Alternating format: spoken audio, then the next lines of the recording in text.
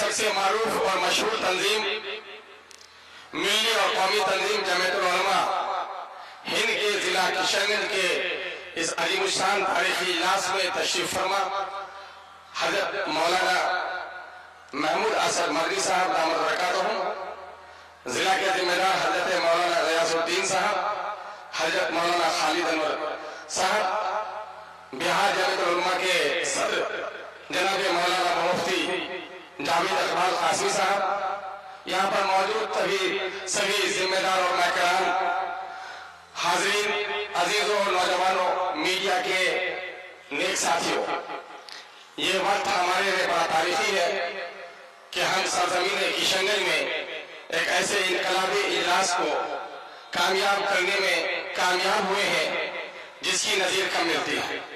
جمعیت العلماء کی تاریخ بیان کرنے کا وقت نہیں ہے، ہم کشن گنج کا باشندہ ہونے کی بنیاد پر ہم ان تمام تر محبوب علماء، یہاں کے معزز رکن پارلیمنٹ جناب جاوید آزاد صاحب اور تمام ایم ایل اے اور آپ سب کا استقبال کرتا ہوں۔ میں دو درد مندانہ بات کہہ کر آپ سے رخصت ہو جاؤں گا کہ یہ جلسہ جہاں جمعیت العلماء بہار کے ضلع کشن گنج اکائی کا جلسہ ہے، اجلاس ہے، وہیں پر یہانت رسول اور اوقاف کے مسئلے پر بھی آپ کو دعوت دی گئی ہے۔ یقیناً ہے کہ جمعیت العلماء ہند نے تحریک آزادی ہو، ملک و ملت کے مسائل ہو، شریعت پر حملہ ہو، فرقہ وارانہ فسادات ہو، مظلوموں کی داد رسی ہو، اس میں اس نے نمایاں انجام دیا ہے۔ ہم اس کے لیے جمعیت کے تمام تر ذمہ داروں کو مبارکباد دیتے ہیں۔ اس وقت ہر مومن جو اللہ پر، اللہ کے رسول پر یقین رکھتا ہے، ایمان رکھتا ہے، اس ایمان کی شان ہی یہ ہے کہ وہ اپنے جان، اپنے مال اور اپنی جان سے بھی زیادہ رسول اللہ کے ذات سے محبت کرتا ہے، اور رسول اللہ کی احانت کرنے والوں سے لڑنے کے لیے اپنی گردن کٹا دینے میں بھی ہمارا شرابی اور جواری مسلمان بھی پیچھے نہیں رہ سکتا۔ یہ اللہ کا بڑا فضل و کرم ہے۔ کسی بھی مذہب کے پیشوا کو یہ سعادت حاصل نہیں ہے کہ اس کو اتنی محبت اس کے ماننے والے کرتے ہو۔ ہم نبی مکرم صلی اللہ علیہ وسلم کی احانت کرنے والوں کی مذمت کرتے ہیں اور یہ بات ملت سے عرض کرنا چاہتے ہیں۔ شیر کی تصویر کو بچہ پھاڑ دیتا ہے، اور بلی کو دیکھ کر چیختے ہوئے ماں کے آغوش پر چلے جاتا ہے۔ یقیناً ہے وہ مردود ہے، وہ مغضوب ہے جو نبی کی شان کے خلاف بات کرتا ہے۔ لیکن مسلمانوں، آج ہمارا حال کیا ہے؟ ہم اپنی شادیوں میں رسول اللہ کی سنتوں کو توڑ رہے ہیں، معاملات میں ہمارے ہاں بہنوں کے ترکے سے ہم بہنوں کو محروم کر رہے ہیں۔ آج مسلمانوں کی 70% آبادی کا یہ علاقہ ہے اور ہماری یہاں سیاسی اعتبار سے اتنے بے وزن ہم ہو کر رہ گئے ہیں کہ آج اس وقت RSS کے لوگ اس کو یوٹی بنانے کی کوشش کر رہے ہیں۔ ہمیں اپنی سیاسی کھوئی ہوئی عظمت کو بھی تلاش کرنی پڑے گی۔ آج بندھن لون میں 70% آبادی ہماری ملوث ہو گئی ہے۔ ہماری شادی بیاہ میں مسلم اور غیر مسلم کی شادی بیاہ میں کوئی فرق نہیں نظر آتا ہے۔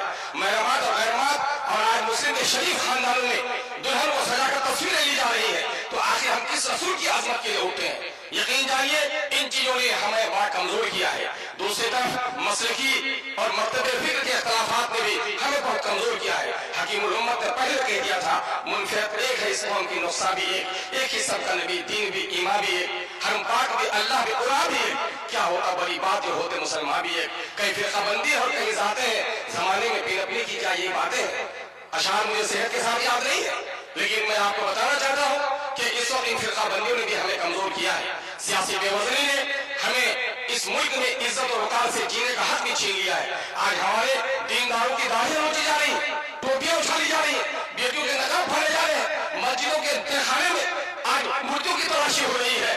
اس کی سب سے بڑی وجہ ہے کہ ہم اس ملک کے آزاد کرانے میں ہمارے صلحاء اور ہمارے بزرگوں نے جو قربانیاں دی ہیں، اس ملک کی آزادی میں ہم وہ نمایاں رول ادا نہیں کر پا رہے ہیں۔ ہم اللہ رب العزت سے دعا گو ہے کہ اللہ تبارک تعالیٰ ہمیں توفیق عطا فرمائے۔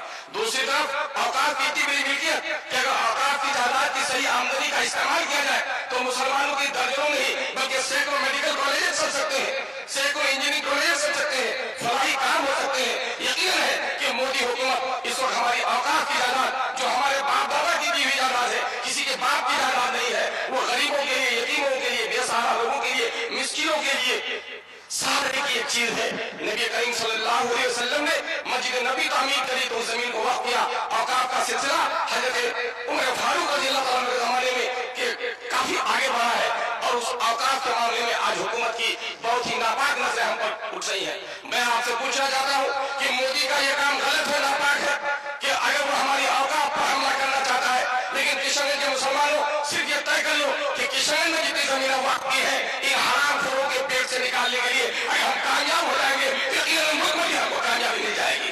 आज बात कही जा रही है कि औकात की जायदाद को कब्जा कौन को किए हुए, औकात की जायदाद को ज्यादा कब्जा किए हुए। मैं वक्फ सुन्नी बोर्ड का रियासती मेंबर था, जब मैं बिहार शरीफ में गया तो वक्त की दुकानों का किराया 500 रुपए था और वही जो निजी दुकान था 2500 रुपए किराया था।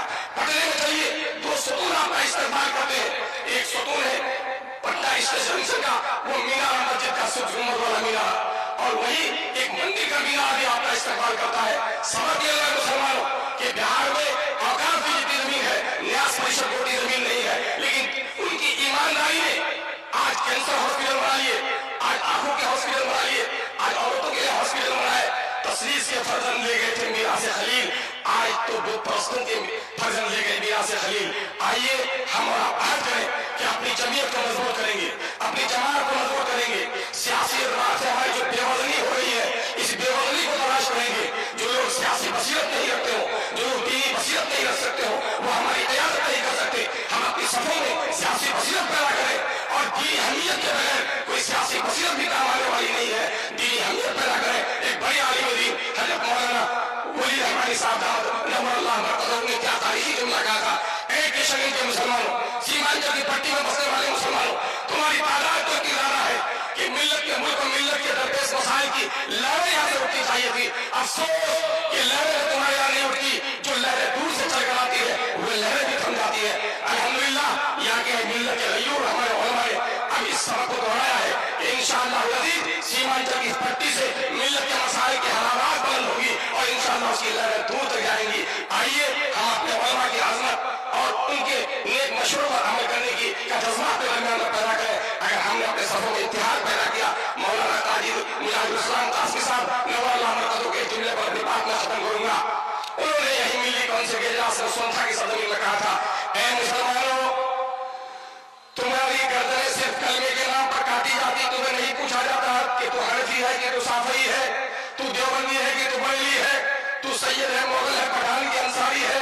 जब ये दुश्मन तुम्हें कलमे के नाम पर एक समझता है तो क्या तुम अपने गर्दनों के नाम की हिफाजत के लिए भी एक नहीं हो सकते हो? आइए हम और आप मुत्तहिद होकर अपने कलमे और अपने दीन के पाबंद बन जाए। और इस मुल्क में जो गैर मुस्लिम भाई हमारे हैं, यकीनन मैं कसमें खाकर कह सकता हूँ उलमा से जो तरबियत हासिल की है वो उसी आदम की औलाद है जिसकी औलाद हम है। वो हमें नहीं पहचानते, हम उन्हें खुदा की कसम पहचानते हैं कि वो हमारा भाई है। हम उनसे दुश्मनी नहीं करते बल्कि उनको यकीन दिलाना चाहते हैं कि अंग्रेजों ने जब हिंदुओं के बच्चों को ईसाई बनाने का काम किया था तो हमारे उलमा ने शहादत देकर अंग्रेजों को भगाकर तुम्हारे राम के अकीदे की हिफाजत की है। आओ सुख की शांति भी भक्तों के गीत में है, इसलिए इसके वासियों की मुक्ति प्रीत में है। बहुत बहुत शुक्रिया। अस्सलाम वालेकुम व आखिर दावाना अल्हम्दुलिल्लाह रब्बिल आलमीन।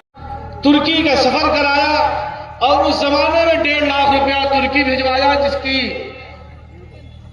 जिस वक्त तुर्की सामान पहुंचा है तो तुर्की के बादशाह ने उस रुमाल मुबारक को दारुल देवबंद को बतौर तबर्रुक पेश किया, जिसमें जनाब रसूलुल्लाह सल्लल्लाहु अलैहि वसल्लम का जब्बा मुबारक रखा हुआ था। आज भी वो दारुल के अंदर मौजूद है। बहरहाल एक तारीख है, हर एतबार से आप अपने मुल्क में और दुनिया में जहां भी आप जाएंगे, इस मुल्क की आज़ादी के बाद दुनिया के बेशुमार ममालिक आज़ाद हैं जिनको आज़ादी क्या चीज़ है और आज़ादी के लिए कोशिश कैसे करनी है वो चीज़ें मुझे समझ में आई।